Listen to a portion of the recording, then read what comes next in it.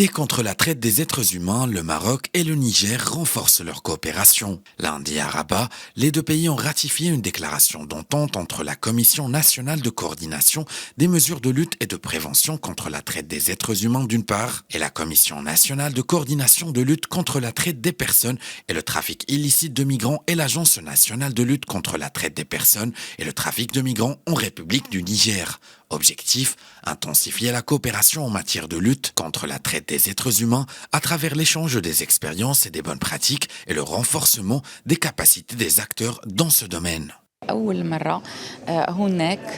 C'est la première fois qu'il y a une collaboration professionnelle et technique entre le Niger et le Maroc sur la simulation d'enquêtes et de procès conjoints portant sur des affaires de traite de personnes et de trafic illicite de migrants, des crimes transfrontaliers et qui représentent l'un des plus grands défis pour le continent africain.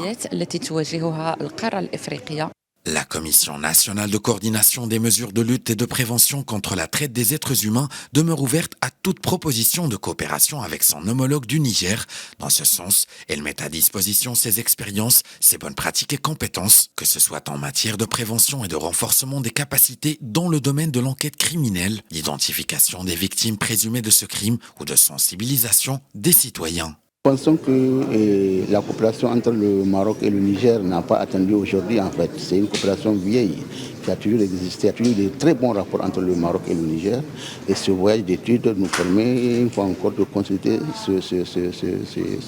ce bon rapport qui existe entre nos deux pays. Surtout que avec les visites que nous avons déjà commencé à effectuer depuis la journée d'hier, nous nous sommes rendus compte que le Maroc est vraiment très avancé